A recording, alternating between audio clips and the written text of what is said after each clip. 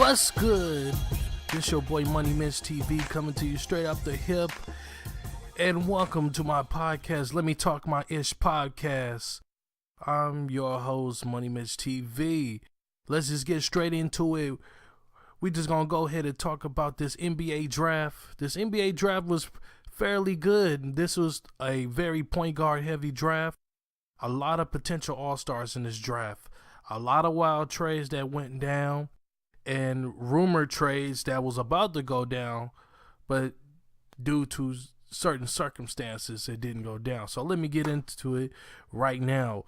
First things first, the 76ers trading with the Boston Celtics to get that number one pick. Boston Celtics took the 76ers third pick, and also they own rights to two other picks for the 2018 draft and I think for the 2019 draft. So if you think about it, Boston Celtics is piling up the picks every year. You know, they're trying to stockpile on picks.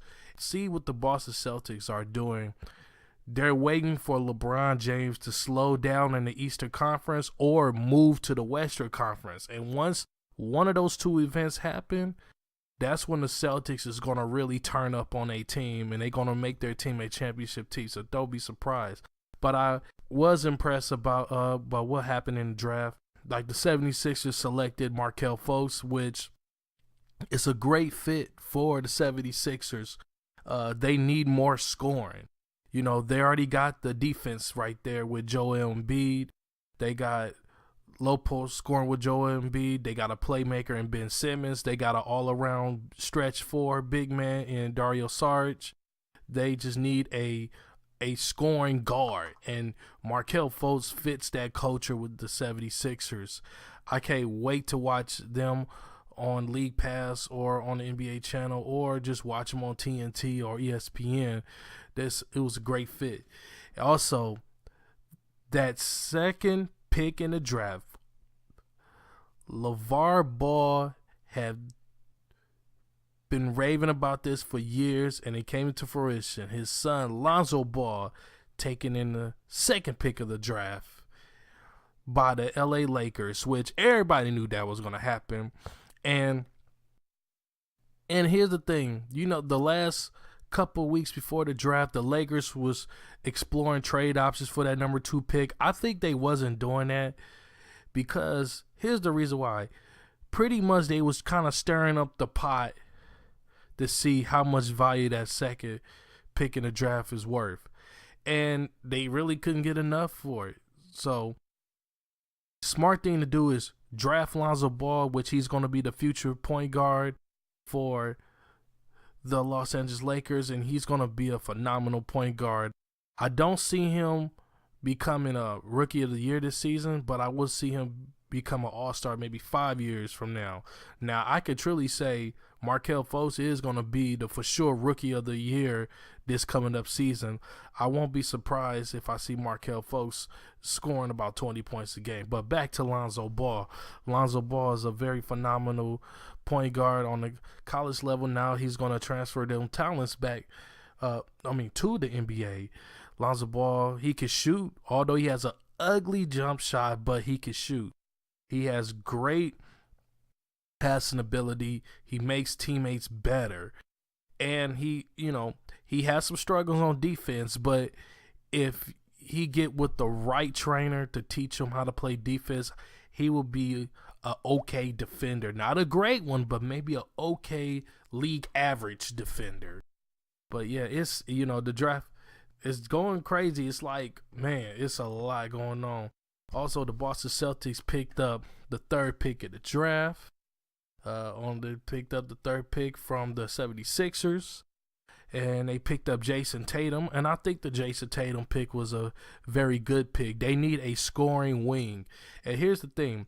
Jaylen Brown is more of a defensive wing. He's kind of like a Jake Crowder. Kind of that type of player that, he plays defense. He could be a spot-up shooter. That's what Jaylen Brown is. But you bring in Jason Tatum, a scoring wing that can also play defense too, that's going to put Boston over the top in about a couple years. if they develop him right, I could see Jason Tatum be an all-star in about 4 to 5 years from now. Let's go down to the fourth pick of the draft.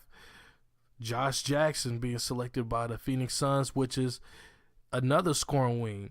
When I first saw Josh Jackson on TV, first thing that came into my mind was Andrew Wiggins. That was the best comparison I could see. I could see Josh Jackson being a Andrew Wiggins type player, that could create shots by driving into the hole, dunking, that's very athletic, that could play some type of defense. And, it's just so spot on with the comparison of Andrew Wiggins. I can see the Phoenix Suns developing him into that type of caliber player. But I just, he's at the right situation where they need wings, because Phoenix has a reputation of drafting too many point guards or signing too many point guards. And usually it becomes a cluster of point guards and it's not enough room for wing players. So, yeah. Fifth pick in the draft. Man, Sacramento picked up De'Aaron Fox, which that was also a good pick. But here's a side note. Sacramento been winning all night in the draft. They picked up some good pieces. Picked up De'Aaron Fox. Also got Harry Giles. And they got a couple other pieces too. And, they made some good moves. Sacramento is really making good moves finally. I think Vlade Divac finally realized that, it was time to pick up those young pieces. And I think the reason why Sacramento was so stuck in this no man's land with their franchise for the past few years, because they had Boogie Cousins. And Boogie Cousins is a for sure all-star, but they was trying to hit the reset button. I think Boogie Cousins was one of those pieces they need to get rid of to start over fresh, and I could see why. You could pick up better talent.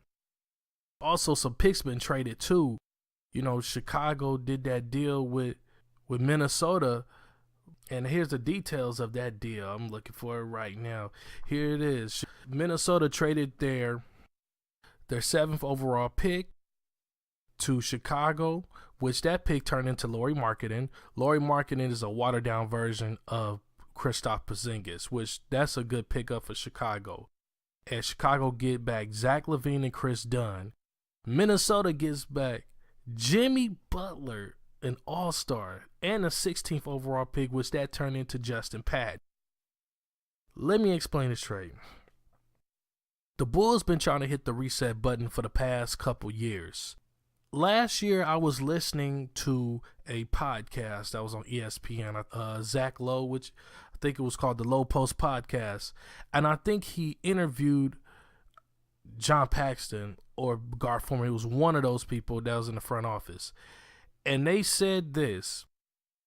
After they got rid of Derrick Rose, they was trying to find a deal for Jimmy Butler so they could hit the reset button. But when they signed Dwayne Wade, that kind of pretty much delayed their plans of hitting the reset button. So they realized they could just kind of revamp the roster to make it a playoff roster, which that ended up happening. By them signing Dwayne Wade, that kind of delayed the Bulls' plans. And here's the thing. If you read some of the information on the internet, Dwayne Wade's agent reached out to Chicago and see if they could bring D Wade to Chicago. That was something that was orchestrated by Dwayne Wade's agent. Fast forward to now, the Bulls made it to the playoffs, get put out the first round by the Boston Celtics, and now the Bulls is finally hitting the reset button. The D Wade, Rondo, and Jimmy Butler experiment was pretty much a one-year experiment. I've been saying that for the past year when they first got all those players together. That was a one-year experiment. And I think it was time for Chicago to get away from Jimmy Butler. Because remember, 5 years ago, they had a title contending team with Derrick Rose, Jimmy Butler, Joakim Noah. They had Mirotic, Taj Gibson, CJ Watson. They had a nice team. Carlos Boozer also. It was a nice team. That was a playoff team, really a championship team, but they ran into Miami that year, and that's when Derrick Rose blew his knee out first year. Then the next year, Derrick Rose blew out his other knee out. Then he blew his knee out again. Then he turned around, blow his knee out when he's with the Knicks. After the Bulls traded him to the Knicks, he blew his knee out again. So it was time for Chicago to blow that team up. Jimmy Butler, I know it saddens him that he had to leave Chicago, but here's the reason why Jimmy Butler was kind of pissed. Jimmy Butler was next in line to get the $200 million deal. He made all defensive team. I think he made all NBA also. After this contract would have expired in 2 years, Jimmy Butler was up for the $200 million max because he made the requirements of becoming an all-star, being an all-NBA player, an all-defensive team player, leading scorer. So he was up for the max. So I can see why he's pissed. So $50 million is gone from really $100 million is gone. So from Jimmy Butler. So when his contract expires in 2 years, he could sign maybe up to 150 to 160 million. If I think that's the number right there. But it is what it is. But I feel like this deal of Jimmy Butler going to the Timberwolves will make the Timberwolves a playoff team. Look at this: Jimmy Butler, Andrew Wiggins, Karl Anthony Towns. That's a good big three. Jimmy Butler is going to bring defense and leadership. And that was the thing that the Timberwolves was lacking. A lot of leadership and defense. So you put those two things and you put that on the team, that type of stuff on the team, that makes the team better. Jimmy Butler is an experienced player. He's an all-star. He has all those traits. And I could see Jimmy Butler pushing Andrew Wiggins to another level. Because if Tom Thibodeau build those pieces right, that team is going to be a scary team in 2 years. Not 5, but 2.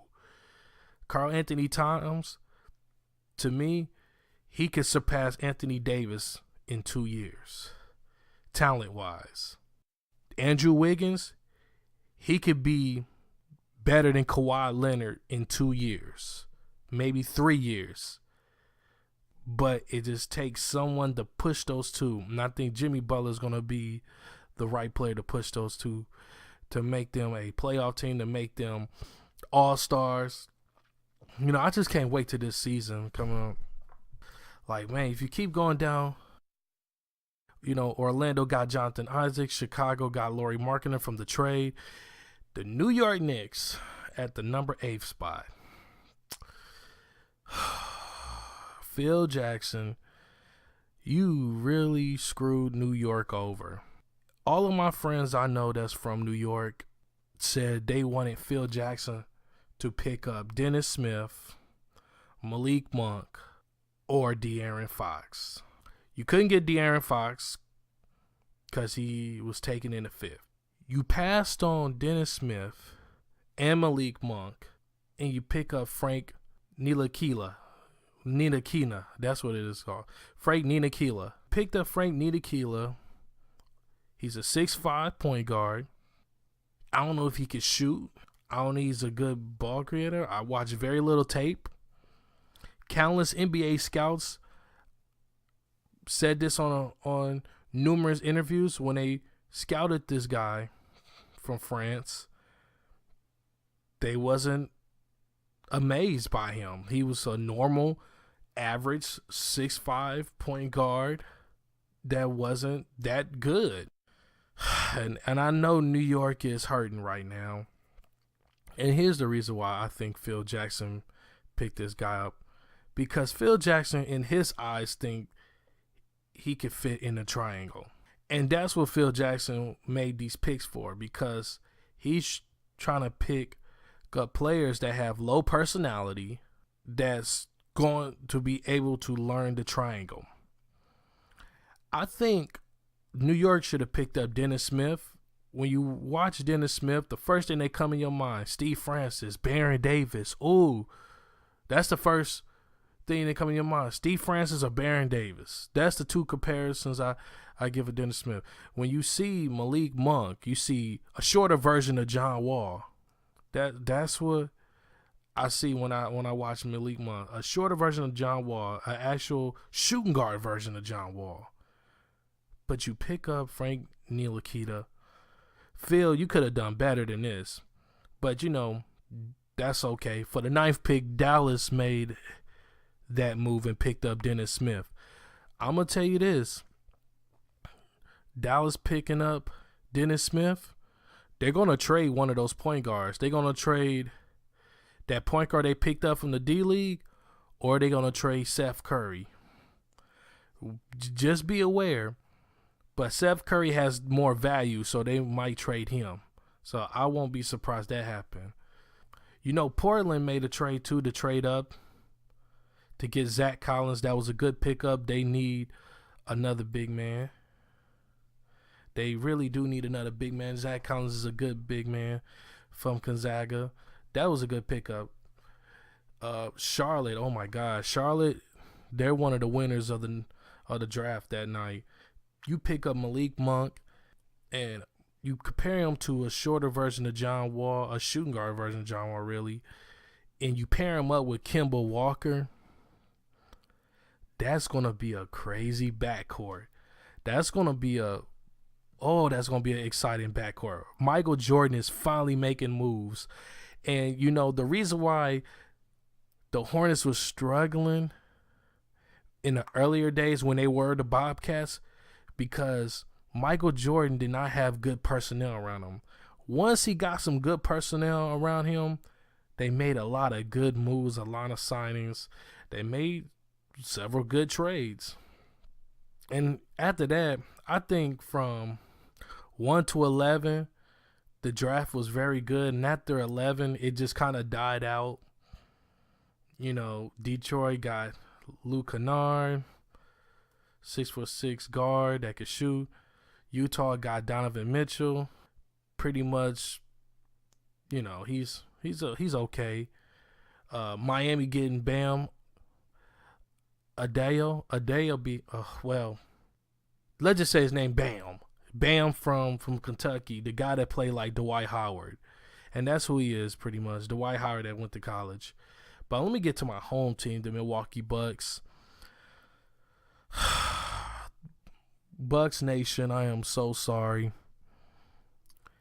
We let John Hammonds walk. Then John Hurst took over as the GM, which he was one of the executives over basketball operations. Took over as the GM. I felt like Milwaukee could have got Dan Gilbert. Everybody knew Dan Gilbert was going to leave from the Cavs. I felt like Dan Gilbert would have been great for Milwaukee. That's who I wish Milwaukee would have picked up. Dan Gilbert, low-key, have a good resume. If you go back and look up his resume, him as being a GM, he has a good resume. Milwaukee, let me get back to Milwaukee. You pick up DJ Wilson. I understand you're trying to do the team all-length, positionless basketball. I know. But you ignored the biggest need that the Bucks been looking for, a point guard. I know you turning Malcolm Brogdon into a point guard, but you need a legit point guard. I understand you trying to trade John Hammonds and Greg Monroe and bring somebody in with defense. I understand, but you needed a point guard. And that's, in my opinion, a point guard would have been great. Or a scoring wing like Terrence Ferguson that was taken in the 21 pick by Oklahoma City, which that was a pick the Bucks was leaning towards at first. They was going to try to take Terrence Ferguson, but they did it again with another power forward. Why? Just why? Milwaukee sometimes makes some suspect moves. I'm going to say this. DJ Wilson is a bust. That's all I'm going to say. He's a bust. He's going to be just like Rashad Vaughn. He ain't going to make the cut. He's going to be in the D League for like 3 years. And then they going to let him go. That's a failed pick. Like, I would have been okay with the Bucks picking up TJ Leaf. I would have been okay. They picked up Harry Giles, Terrence Ferguson, the small forward from Indiana. Oh man, that boy named OG from Indiana. That would have been a great pickup. Also, that's like Ron Artest number 2. That's who you remind me of. But you picked up another power forward, and DJ Wilson is not that good. But you know, it is what it is. Let's just see how Milwaukee's gonna work that out. But yeah. But pretty much this first round of the draft was okay. 1 through 11 was good, and then it kind of died out from there. And then there was a lot of little trades that happened. Let's get into this other segment with the Cleveland Cavaliers. I was listening to the Stephen A. Smith show. The Stephen A. was explaining about a mega trade. It was a 5-team trade, and I don't know who the teams are. The trade was supposed to happen this summer, where Cleveland would have got Melo and Paul George, and the trade fell apart because nobody did not want to pick up Kevin Love's contract. That is sad. Kevin Love don't have any trade value. Nobody don't want to pick up Kevin Love's contract. I can imagine that trade. I can imagine who would have been in that trade. It would have been Kevin Love, Iman Shumpert, and a couple other people. Half of that team would have been traded just to get Paul George and Melo on that squad. And then Cleveland would have had to sign a whole bunch of D-leaguers to minimum contracts, which they ain't the first time that a championship team have done that. So, but yeah, it's a lot of stuff going down. Also, Dwayne Wade, he opted back into his contract days before Jimmy Butler got traded. Now Dwayne Wade is going to push for a buyout before the season is over. So, I'm going to say this. When Dwayne Wade reached that buyout agreement with the Bulls, he's going to the Cavs. That's the only team Dwayne Wade will have his eyes sighted on. He's going to the Cavs because he feels like he can win another championship ring. And I won't be surprised that happened. D-Wade going to the Cavs is going to happen. Although they can't afford him during the offseason, but when the buyout hits and that contract get bought out, oh yeah, best believe he's going to the Cavs. And you imagine that team. Kyrie at the 1, D-Wade at the 2, LeBron at the 3, Kevin Love at the 4, Tristan Thompson at the 5. J.R. Smith coming off the bench. I can see J.R. Smith coming off the bench. Or you make J.R. Smith start over D-Wade. You make D-Wade come off the bench. And I can see J.R. Smith coming off the bench for D-Wade, because J.R. Smith know that D-Wade put the work in. He got 3 rings. So I won't be surprised. If that happened, Cleveland will have a better chance of going back to the finals. And they'll be a little bit closer of beating the Warriors. Just a little bit closer. Just a little bit. But yeah. Here's another prediction I'm going to make. The pick that the Spurs made on draft night, the 29th pick, Derek White, he's going to be an all-star. In 5 years, all-star. Here's a story about Derek White. Derek White is a senior. So he's a senior, but he did not play all 4 years with Colorado. I think he played 2 years with Colorado. Derek White was playing D2 ball. He was playing for a small D2 college in Carolina. And then after that, he was able to get on with a D1 college. He was projected to go almost at the bottom of the second round and end up being taken at the bottom of the first round at pick 29. That's amazing. That shows you that all things are possible. Derek White is going to be an all-star because he has a chip on his shoulder. Think about it. He's been looked over all his life in his sports career. He goes to a D2 school. He balls out, averaging 25 points at the D2 school. He gets a scholarship to go to Colorado. He balls out at Colorado.